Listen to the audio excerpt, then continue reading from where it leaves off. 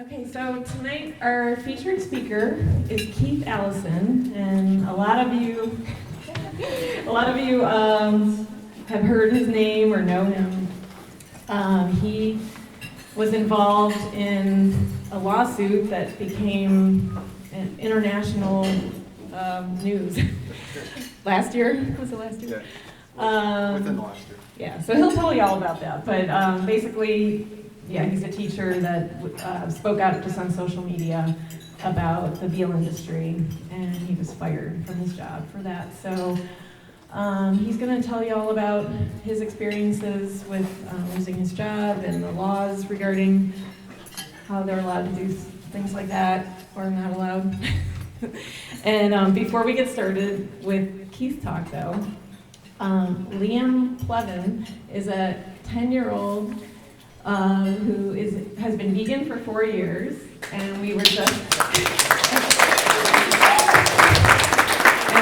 introduced to him recently, and he wants to give a little opening talk about how he became vegan, and I'm really excited because I worked with his dad and I didn't even know, so it was a small world. But I want to introduce Liam to you. Here he is.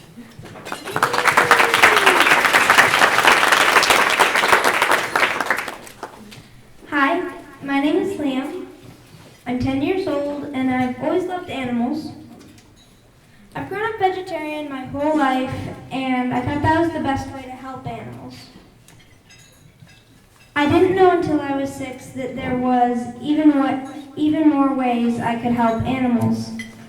And one day my mom told me some key points that I really encouraged, I really loved, that helped me turn vegan. And I feel that your animal at home, if any of you have pets, that your animal at home, I feel it's no different than the animal on your plate. I feel that so good since I've turned vegan, I've felt better than I've ever felt in my entire life.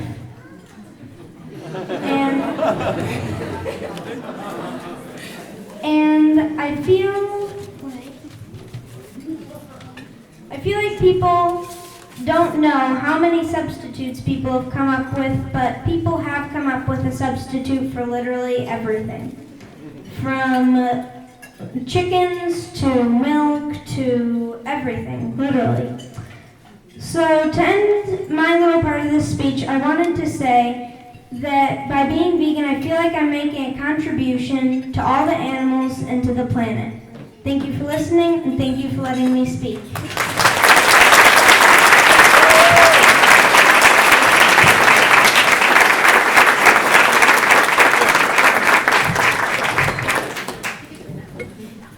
Now, I met Liam at one of the CARE events, I believe it was Ellen Jaffe Jones, and I was tabling for them outside, and after the speech, Liam came up, and I didn't know him yet, but he started looking through the bumper stickers we have there, and so I asked him, "Are you vegan?"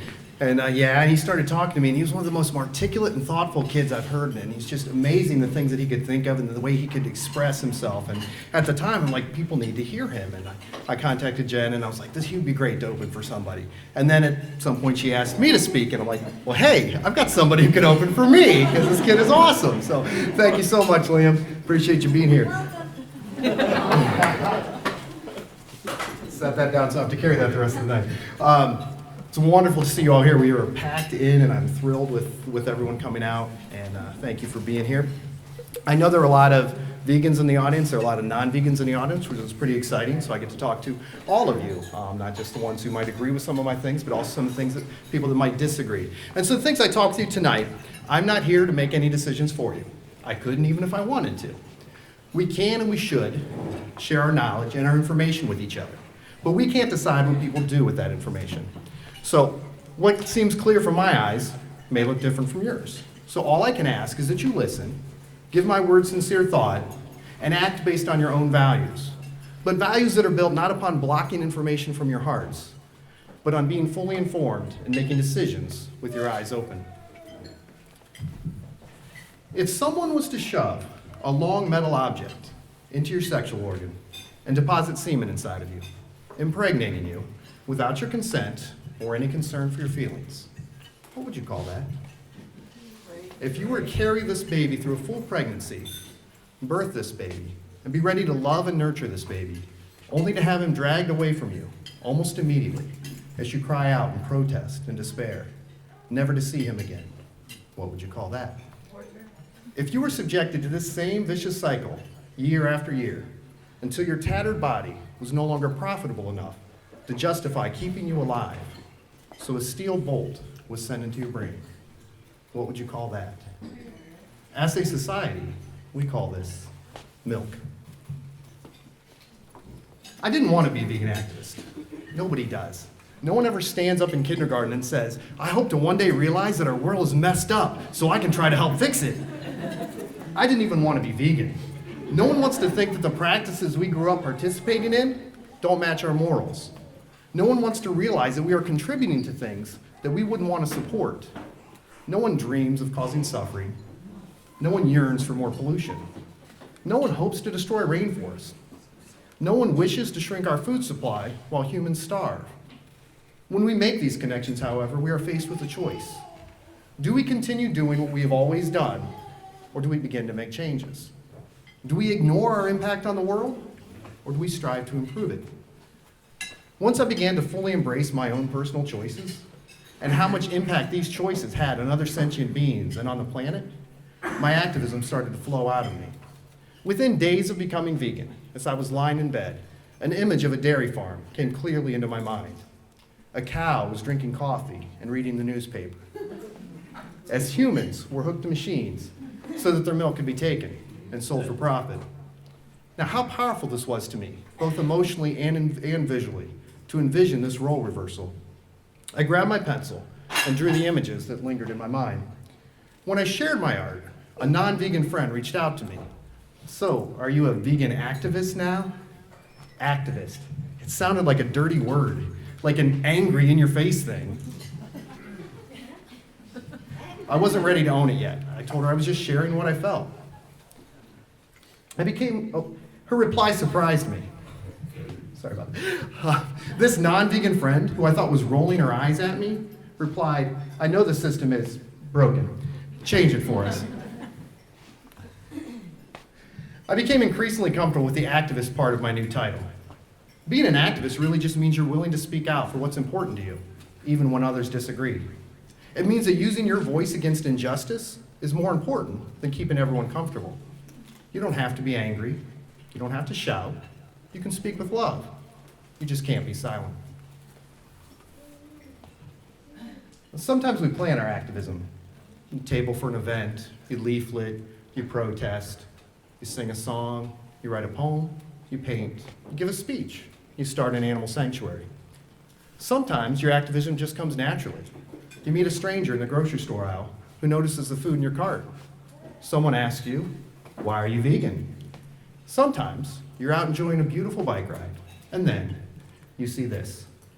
Not hidden away from sight, where we often try to keep the darker sides of animal agriculture, but in full view, right on the side of a driveway, where one might place a swing set. Now, I live in Wayne County, Ohio, with animal agriculture surrounding me. Within a 1-mile radius of my house, you can find more than 10 farms with cows outside grazing on grass. And since people around me see animals outside, running around in grass and enjoying the air, they seem to have a hard time understanding that this is not the norm in animal agriculture today. But even without the horrendous conditions of factory farming, even on small local farms, every life ends in slaughter. Cows are dehorned, pigs are castrated, and babies are separated from their mothers. This image of these calf crates lingered in my mind as I finished my bike ride. I returned in my car with my camera, stopped on the road, rolled down the window, took a quick picture, and headed back home. I posted on Facebook. This place is 5 miles from my house, and for those who don't already know, these are crates to house baby dairy cows who are separated from their mothers, usually within a day of birth. As someone who grew up feeling parental love and support, and now as a parent who gives parental love and support, I reject the claim that separating babies from loving mothers to raise them isolated in boxes can ever be considered humane. And I signed my name. Now, I posted a second picture, simply so this cow who had stared at me from his crate could more easily be seen. It's just a close-up of the first picture. I included this comment.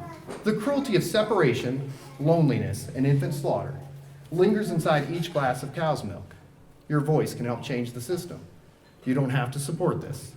Plant-based milks are everywhere and are delicious. For this, I lost my job. I was a Title I tutor, a licensed teaching position for my elementary school.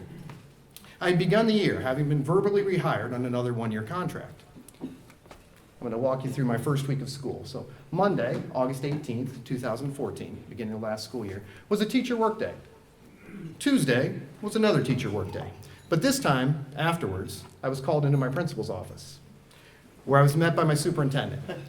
I was informed that the farmers had seen the picture that I had posted on Facebook and called her to complain before last night's board meeting, where I would have received official board approval for my job. I was told the farmers felt threatened, afraid that someone would come and smash their crates and free their cows, that their children weren't safe to play in their yard, and that their children weren't safe with me at school. She shared that she never posts anything controversial on Facebook. My superintendent also reminded me that our schools are funded by taxpayers, and some of them are dairy farmers. She told me that if I wanted to continue to be a vegan activist, I might want to consider doing something other than teaching. My superintendent found the farmers' concerns reasonable, and she had pulled my name from the board meeting, so I was not on the list for approval.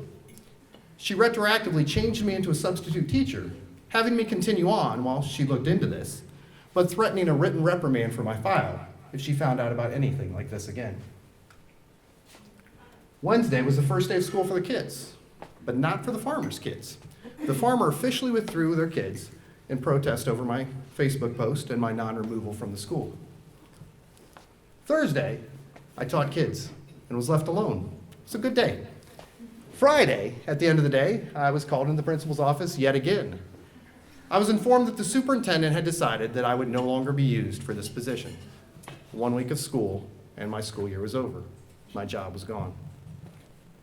It was also on this day that my superintendent sent out this message to the members of the Board of Education, which we would see much later through our public records request. Title I tutor pulled from Monday's agenda. He has been told, effective today, that we won't be employing him at this time. I interviewed him with the principal on Tuesday, and he thinks the family is overreacting to the posting of their house / calf crates online. The family enrolled their 3 children at another school. It's a difficult issue, and we may lose their children as well. But we need our teachers to really consider the whole community when doing these sorts of things, especially when our biggest taxpayers are dairy farmers. I waited. I thought things would sort themselves out. I think I'm a pretty easy and non-threatening guy to talk to. I even offered to talk to the farmers individually, and I wrote the family a letter saying, I understand you have taken this as a personal attack, and I can understand why. That was not, however, the intention. I was trying to spread awareness of the industry as a whole. I was not trying to single out your farm as somehow different or more problematic than other dairy farms. I didn't want your farm to be recognizable. I just wanted people to be aware that the separation of mothers and babies is an essential part of dairy farms, all dairy farms, whether they are the huge factory farms that are mostly hidden from sight or the smaller local farms. Just as I have no desire to intentionally harm a cow, a pig, a chicken, or a spider, I also have no desire to harm another human being or destroy anyone's property, even when I might disagree with them. I'm trying to spread peace, love, and compassion to my fellow humans and to the animals we share this world with. In your case, it seems, I spread fear. That was certainly unintentional, and for that, I'm genuinely sorry. I included my phone number so they could contact me, but they never did. I was, however, contacted by several parents of students that I'd had the previous year. They had heard what happened, and they told me they were devastated. They were writing letters and making phone calls. One parent wrote, I'm writing this letter to inform you what a great loss you've imposed on the students with this decision. My daughter worked with Mr. A for reading and math tutoring last year, and I can't say enough about the exceptional progress she made by working with him. He had a way to make learning so fun that my daughter never saw the tutoring sessions as anything less than an award to attend them, and would become upset when she was unable to attend. It's true, I really got a message from the mom one day. She was homesick. She's like, my daughter is so upset she cannot come in for your group today. Another parent wrote, not only did working with Mr. Allison help her achieve her goals of where she needed to be, but he made learning fun for my daughter. My daughter would always come home talking about his class and what she had learned and how much fun she had. He is a great teacher and is great with children. And another, I am absolutely devastated by the latest news of Mr. Keith Allison being taken away from our children. Out of any individual at that elementary, Keith Allison adores those children. The hugs, the high fives, the hey, Mr. A, the jolly, upbeat personality, the positive and encouraging comments, the constant smile, the constant laughter, the nurturing, the compassion he displays. Need I say more? Our children need a caring and compassionate individual who shows he or she cares about them. More than ever, these kids need to know someone is there for them. Even a few students wrote letters that were sent to the superintendent. One student wrote, Mr. Allison, I loved you as a teacher, and what I loved about you was you were so nice. She continued to mention every other kid from the group and how they missed me too. And another, Dear Mr. A, you were a good teacher because you taught me math and reading. You taught me a lot. You were always funny and smiling. I'm thankful for what I learned from you. Thank you for the Skittles when we were good at the end of the day. Man, I love that. I love that. I will never forget you. But nothing happened. These letters were all met with, we can't discuss that. So on September 13th, I emailed Bruce Friedrich of Farm Sanctuary, asking him what my options were. Bruce put me in connection with Matthew Strugar, an attorney from PETA, who, after researching my case, put me in touch with Fred Levinson of the ACLU of Ohio. The ACLU agreed to take on my case on First Amendment grounds, and attorney Joseph Meade agreed to work with the ACLU to represent me. And at that point, things started to get interesting. On December 10th, my attorney sent a demand letter to the school, which also went public. I'm going to read a few excerpts from that. Dear members of the Green Local Board of Education, I write on behalf of a former Title I tutor for the Green Local Schools, Keith Allison. Mr. Allison was an outstanding teacher, receiving excellent evaluations, praise from parents, and the support of his supervisor. Despite these accolades, Mr. Allison was abruptly terminated by the school district in August of this year. According to Superintendent Judy Robinson, the sole reason for his termination was that he posted a message on Facebook, on his own time, off school grounds, and using his own computer, that shared the public practices of some dairy farms and encouraged the consumption of plant-based milk instead of dairy milk.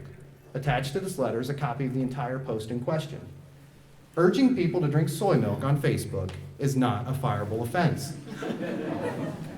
Shockingly enough. For 50 years, it has been settled law that the speech of public employees, particularly public school teachers, is protected by the First Amendment to the United States Constitution. Thus, courts have held that it is unconstitutional for the government to discipline an employee for advocating the overthrow of the government, for expressing a desire that the President of the United States be assassinated, and for using racial slurs.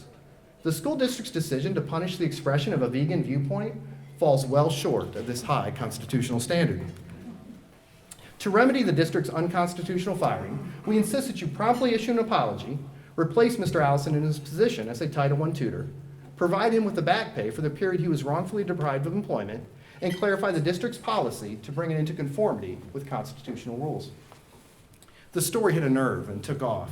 I was interviewed by Fox 8 Cleveland, WKSU, Al Jazeera America, the Akron Beacon Journal, Worcester Daily Record. I was interviewed by the podcast Main Street Vegan and Our Hen House.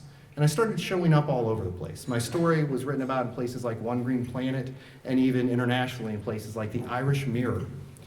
Perhaps most surprisingly, Drover's Cattle Network came to my defense, while making sure to point out several times that they disagreed with my views on animal farming. The article stated, good grief, look, I understand the farmer's ire, and I get that the majority of the folks in any rural region aren't going to side with practicing vegans.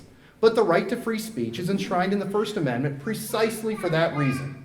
If government gets to censor or silence someone because someone more powerful doesn't like their viewpoint, our rights are meaningless. Richard Ian Tracy, or Big Bunny to his friends, heard the news and posted "I stand with Keith" on his Facebook page. Many others followed suit, and it became a hashtag. I believe my only hashtag to this point. But thank you guys. And when you have Fozzie standing with you, you know good things are going to happen. Tracy Smetzer started an I Stand With Keith Facebook page. It gathered 9,816 likes. Jeff Hurst started a petition through change.org to give me my job back. 139,281 people signed it. There was even another petition by someone I still don't know, Chris Wolverton. His Care to petition gathered 86,843 signatures. The response and support was overwhelming and wonderful and helped me get through all of this. And I know many of you in this room were among those supporters, and I sincerely thank you for that. On January 9th, in the midst of negotiations and the enormous public outcry, but not part of any settlement, I received an offer from the school district to return to a similar position, but at the middle school instead of the elementary school, where the farmers' children were again enrolled. I accepted and began teaching immediately. But as there were still issues to be worked out, my back pay, attorney fees, and that apology requested, and there was no reasonable progress being made, we officially filed a lawsuit on March 4th. We settled our lawsuit on April 13th, receiving full back pay for the time I was deprived of employment, full attorney's fees, and although not quite an apology, the school district's acknowledgement within the settlement agreement itself of teachers' rights to free speech. The Green Local Schools recognizes the right of its staff members within the confines of the law to engage in free speech outside the educational setting. So basically, we received everything we asked for in the first place. In the paper the next day, the school's attorney had this to say. Green District Attorney Ken Calderon said the resolution was a clean one. Calderon said Allison apologized to the family at the center of his Facebook post, and once the lawsuit began, realized the school actually did have a policy in place regarding free speech, which is in keeping with federal law. All of that, he said, went a long way in getting everything resolved. Now, I struggle to understand how a letter that I wrote to the family in September, before any legal action was even considered, and a letter, I might add, that my superintendent, in one of those emails we were able to see through the public records request, called not really an apology, was now somehow both an apology and helpful to get everything resolved 7 months after I wrote it. Now, did the school have an effective policy on free speech, as Calderon claims? Well, you can argue that however you like, but the fact remains I was removed from my speech. So either your policy isn't effective or you didn't follow it. Whichever you prefer, just fix it. Now, in the grand scheme of things, what happened is I shared knowledge and I shared my feelings about this. And I worked for a school. This is the last place we should be afraid of knowledge and debate. We should be celebrating knowledge and debate, not trying to run away and hide from it. I drew this to express this feeling of needing to keep our children, and indeed ourselves, hidden from new ideas, from knowledge, from differences, from dissent, from debate. If we find eating animal products to be so normal and natural, and we gladly defend it with our wallets and our words, then why is it so hard to really look at the truth about animal agriculture? Why does dissent about these products bother us? Let's take a minute to consider what might have been upsetting about my original post. Was it the photographs? Well, let's try an example. If I had posted this, in all seriousness, would it still have upset the farmer or anyone in the community? This place is 5 miles from my house, and for those who don't already know, they make the most delicious veal I've ever tasted in my life. Support local farmers. I can't imagine that would have bothered them one bit. They may have even liked my post. Now, if the photographs were still upsetting, it would seem to me it would be because we were embarrassed by the way we make our product. It might be uncomfortable. We might not want people to know. But let's say it's not the photographs. Maybe it was the words. Maybe it was my lack of support for their product. Let's try this. This place is 5 miles from my house. And for those who don't already know, these are cages to house baby tomatoes who are separated from their mothers, usually within a day of birth. I reject the claim that separating baby tomatoes from loving mothers to raise them isolated in cages can ever be considered humane. Now, do we have any tomato farmers in the room? Does anyone sell tomatoes? Yes? Does this post offend you, sir? Oh, but I'm telling people not to eat tomatoes, and you grow tomatoes. Still not. Anyone else? Any other tomato farmers, tomato growers in your backyard? Anyone offended here? No.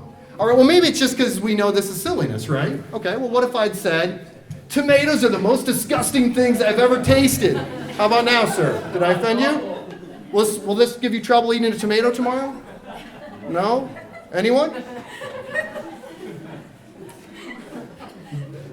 What could we possibly say about tomatoes that would offend tomato farmers or tomato eaters? What picture of a tomato farm would possibly be considered a problem, a threat? This post wouldn't bother you. No one would feel defensive or threatened by it. No tomato farmer would fear losing sales. It wouldn't bother you because it didn't confront anything deep inside of us that gives us discomfort in what we are doing as producers or consumers. No truths that we don't want to face are revealed. Our comfort is not challenged. I think the problem with this is that it puts us in conflict with ourselves. Our hearts are torn between not wanting to cause harm and wanting the products that are being produced. And so here we sit when confronted with images like this, face to face with our mutually exclusive desires. And it's not a comfortable place to sit. So I suggest that when we see images and words that make us truly reflect on the way that we raise animals for food, and this makes us uneasy, it is because the very processes that are necessary to bring this food to our plate make us uneasy. We want to look away. We don't want to know or understand. Understanding and accepting is what gives us the discomfort. It all boils down to the fact that you care about animals. I know you do. You know and accept that animals feel pain, and you don't like when they are in pain. Otherwise, you wouldn't have been outraged when Michael Vick fought dogs to their death. It wouldn't bother you to see this dog trapped in a car on a blistering hot day. It wouldn't offend you to see pictures of people carving and eating cats. Otherwise, learning that baby male chicks, unwanted, unable to ever lay an egg, are ground alive at birth by the thousands. You wouldn't flinch when you watched a chicken being debeaked. Watching the animals crowded into cages so small that they can't even turn around wouldn't matter to you. Otherwise, seeing a pig thrashing and bleeding as she hangs upside down for slaughter wouldn't cause you to bat an eye. You never hear a deer hunter say, "I try to take the deer out one leg at a time so I can watch her hobble around as long as possible." If we didn't think animals felt pain, and we didn't think raising and slaughtering them for food caused them pain, we wouldn't have a market for cage-free or free-range or humane anything. So we accept that they suffer. This isn't a shock to us.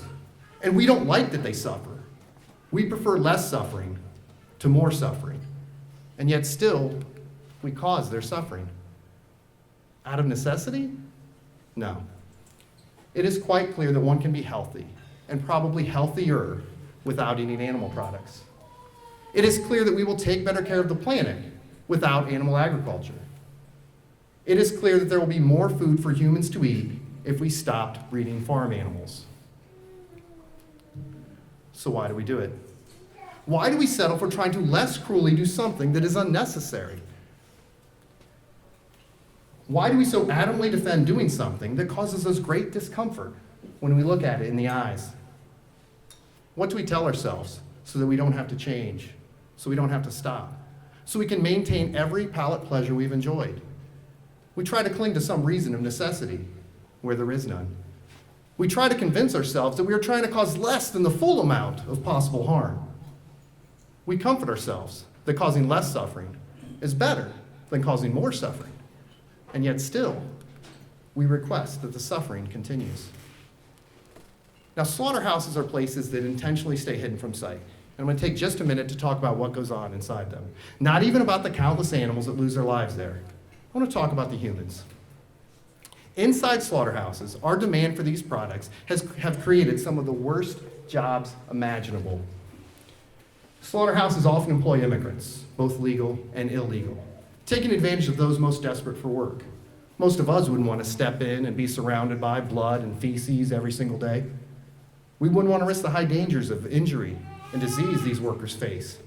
Apart from the stench and the risk of injury and contamination, let's take a look at the job description we give them. Shoot bolts into moving, breathing heads, slice throats, kill, decapitate, dismember. We ask these workers to do these things every second of their workday, and then we ask them to come back and do it again tomorrow.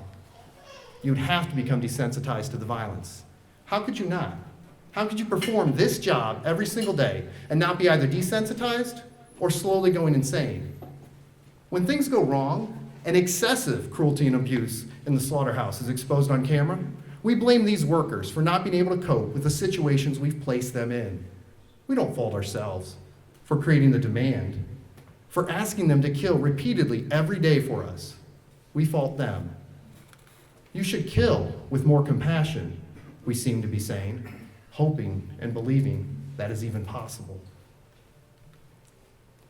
I'm going to give you a job update. I know Cindy asked me earlier what's going on with my job. So I did return. I was brought back to the 2014-2015 school year for Green District as a tutor in the middle school. And I taught the rest of the year, had a great time. I worked with some great teachers and had a lot of great kids, which our district is full of both. We have great people there. But now all of our Title I tutors are one-year contracts. So I was removed from a one-year contract, and I was brought back on a one-year contract. So I had no guarantee of a job moving forward, which I knew. So at the start of this school year, I had no offer. About 1 month in, I was asked if I was interested in a greatly reduced role as for 3¼ hours a day to come in and tutor. I declined that, but some interesting things were going on. Over the summer at Hoedown at Farm Sanctuary, I met Lorena Muka. Now, Lorena Muka was one of the speakers there, and she was presenting how she, as a humane educator for the Ethical Choices program, was going into high schools in Atlanta and giving hundreds of presentations a year and reaching thousands of students a year and having important discussions about how our environment affects our health, affects the planet, and affects the animals. And as I'm sitting there listening to her, I thought, this is what I want to be doing. And so now I am. We've expanded the program up here. It's only been in Atlanta for the past 10 years. And I talked to Lorena afterwards, and she was excited to meet me and said, I've been wanting to expand this program. I'm like, this is what I want. This would be great. And so we kept talking until we made it happen. And we've brought the Ethical Choices program to Northeast Ohio. And I'm going into schools here. And instead of not being allowed to talk about things like in Smithville, I'm actually get to talk with high schoolers about things that I got removed from Smithville for talking about to my friends. And so we talk and have discussions. And just like I started with you, I tell them, I'm not here to make decisions for you. I'm just here to give you information. And I let them think, and I let them feel, and I let them talk. And it's a really powerful thing. Just yesterday, I was in a Cleveland school, Cleveland Public High School, and I had a couple kids off on the side who were really, really engaged. In fact, one of them was so engaged, even before I started, just knowing what the topic was going to be about at all. He's mentioned about how the suffering of animals, and of a cow and something seen, and a couple girls across the room laughed at it. But these kids stayed engaged the whole time through. And one of them, at the end of my presentation, went up to his teacher and said, this guy just changed my life. So it's a really powerful thing. I mean, hopefully for them, and certainly seeing that case there, and certainly for me as well, to see these students and engage with these students and see them feeling and thinking and making these processes. And what they do with that information when they walk out the room is certainly up to them, like it is to all of you. But it's powerful just to present that information instead of living without knowing things, to make choices that are informed so we can support things that we truly value. So the Ethical Choices program is funded by donations because, of course, we're not going to charge schools. They're not going to pay us to come in and talk about these things. We're offering a free presentation to go into them. So we are at the point of fundraising. So if anyone cares to do that, I do have a jar. You can fundraise through our website. It's a really awesome program. Now, we worked on a promotional video, which is about to go tonight or tomorrow. It's going to live. Now, I've got a version here with you. It's slightly longer. We're going to try to trim it down even more.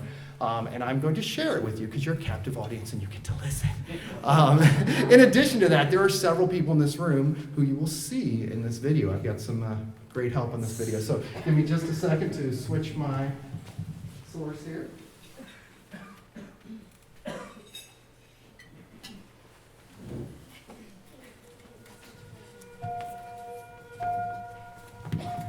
What if you knew what was destroying the rainforest, but you didn't want to admit it to us?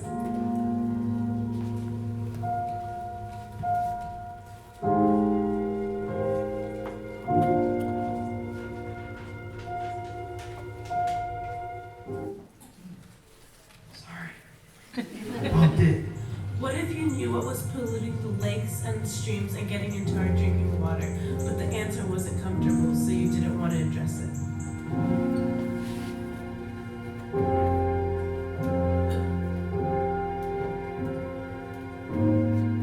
What if you knew the leading contributor to climate change, but you didn't want to change, so you just left the problem for us to figure out later?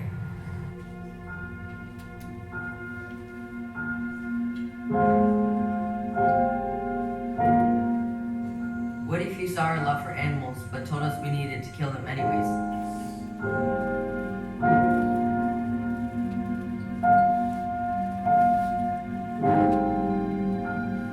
What if you taught me that that animals never felt pain, but then I watched them suffer it.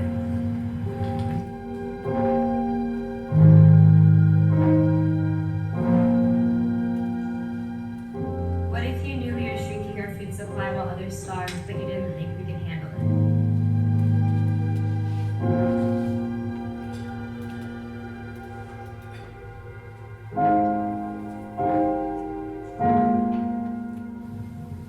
What if you knew what was making us unhealthy, and how to prevent the leading cause of death in America, but you didn't think we would be able to make the change, so you never gave us the chance to save ourselves?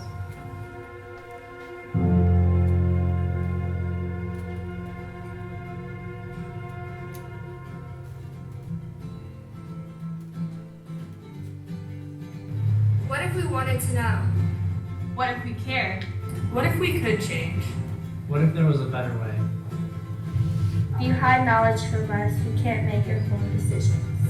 And we can improve the world. And we want to improve the world. Hi, I'm Keith Allison, Humane educator.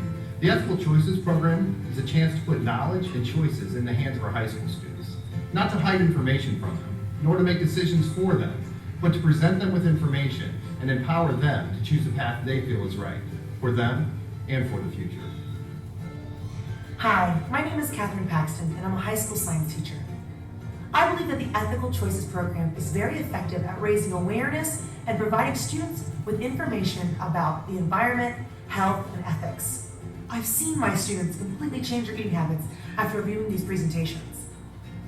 I'd love to see the Ethical Choices program expand to many different school districts and in many different states. Hi, my name is Kip Anderson. I'm the co-director of the film Cowspiracy, The Sustainability Secret. Our film explores the negative impacts that animal agriculture, raising animals for food, has on the environment. It's a leading cause of everything from greenhouse gases to species extinction, to rainforest destruction, water consumption, water pollution, and the list just goes on, yet this information is not out to the masses just quite yet. That's why I'm so excited about the Ethical Choices program, because it brings all this information to the teens, to the next generation of power makers who are taking over this planet. And it shows them that they have a difference in the future of our planet and the choices that they make. So please help support the Ethical Choices program and get the message about sustainability out everywhere. Thank you so much. Hello, I'm David Carter, a 300-pound vegan, NFL player, and big-time health advocate. I'm aware of the devastating effects that the standard American diet has on our health, on the environment, and on the animals. And that's why I chose to become a role model for kids and teens who want to eat healthier, but might not know how. I believe the Ethical Choices program does an amazing job at teaching our high school teens how to align their innermost values with their food choices. Therefore, living more sustainable, more healthy, and more compassionate lives. Please help support our program. That way, our humane educators can reach more teens throughout the U.S. We cannot do this without your support. Thank you. Why is humane education so important? This is Dr. Will Tuttle, and I am delighted to talk for a few minutes about the benefits of humane education. So humane education in many ways is about coming back and reclaiming our natural intelligence and understanding and wisdom, and creating a society of kindness and caring, not only for animals, but for the children of all living beings, and for future generations, for ecosystems, for hungry people. There's really nothing stopping us from creating a world that works for everyone. Thanks so much for making an effort to understand the multiple benefits of humane education.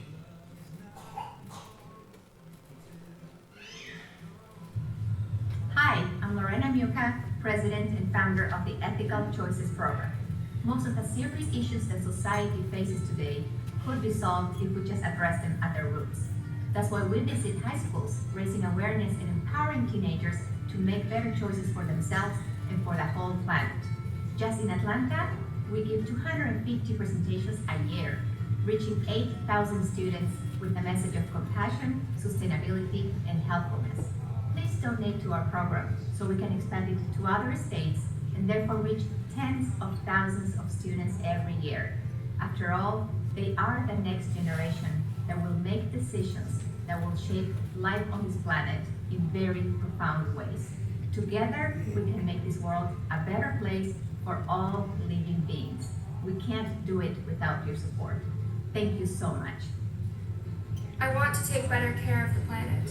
I want to be healthier. I am compassionate. I care. I care.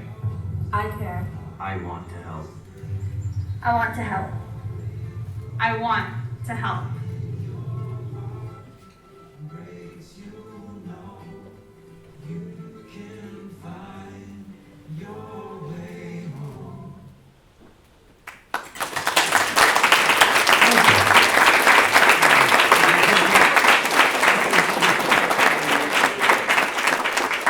Thank you very much. So we have some great folks in here who helped with that, Amanda and Janice and Jimmy, and then Laura behind the scenes. So thank you so much for being a part of that.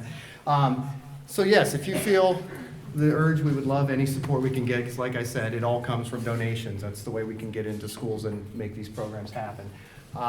Now, I did recently write a book, which I'm releasing tonight. It's the official release. You were here for that, so thank you. I know some of you even bought the book on your way in, which was unexpected but awesome.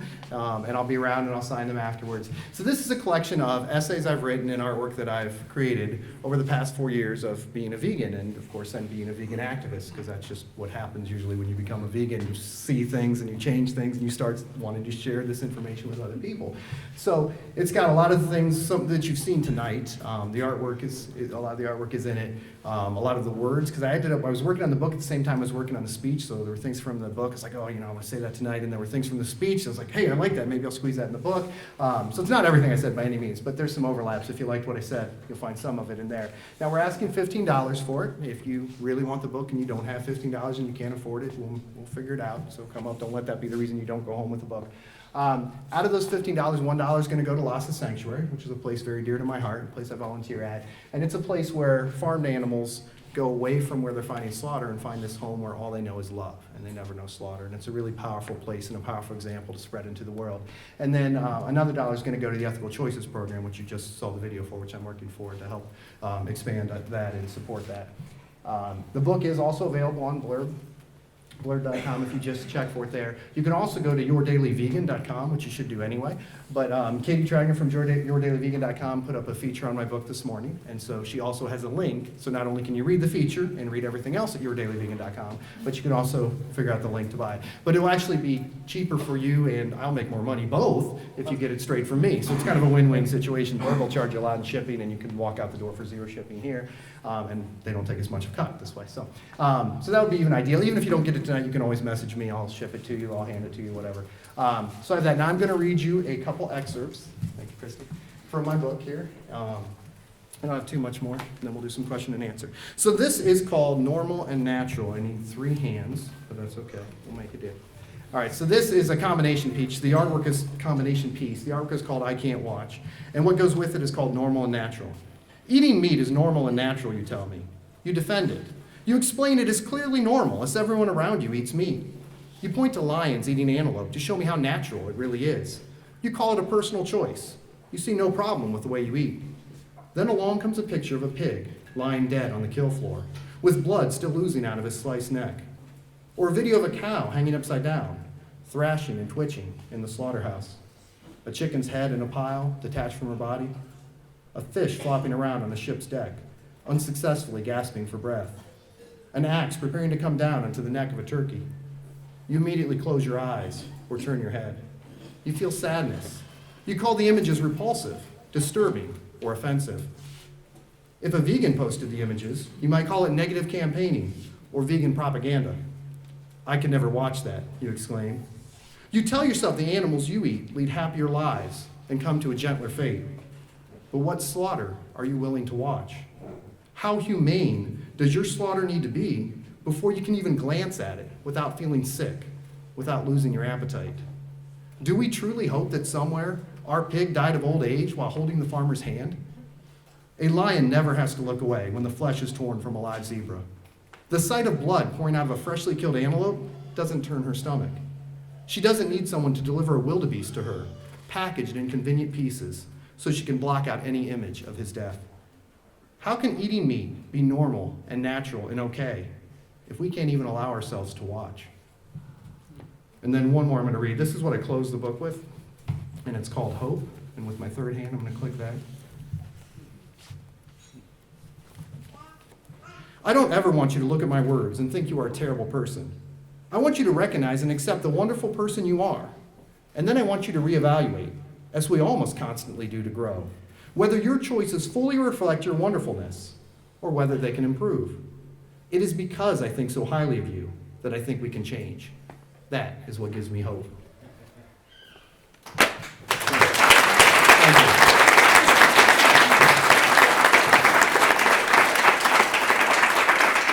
Thank you very much. I'm going to close with this little piece here, and then I will take questions, and we'll do some question and answer sections. Now, I've been told by many people when dismissing veganism, these are your values, not mine. I disagree. These are all of our values. I've never sat beside someone eating a cheeseburger and heard them exclaim that we aren't cutting our rainforest down fast enough. I've never dined beside someone who took a bite of bacon, took a deep breath, and declared the air to be too clean.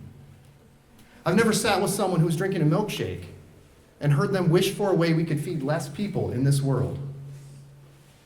Anytime you witness an animal being slaughtered, you allow yourself to witness an animal being slaughtered, an absolutely essential component of bringing her to our plate, we cringe, we gasp, we look away. We might even shed tears. This is our own compassion speaking to us.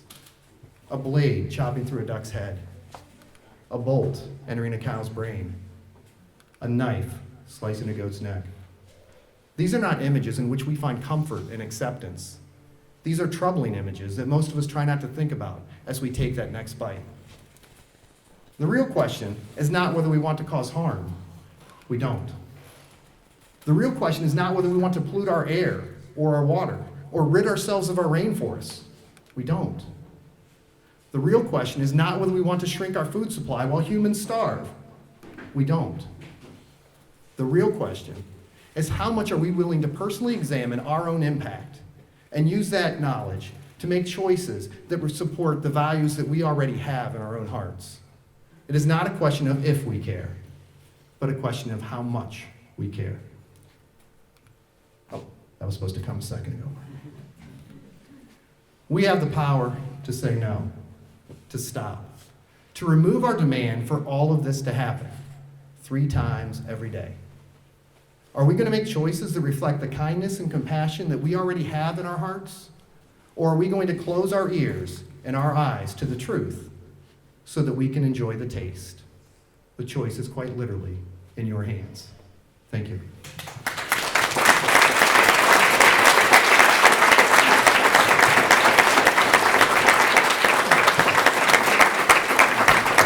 Thank you so much.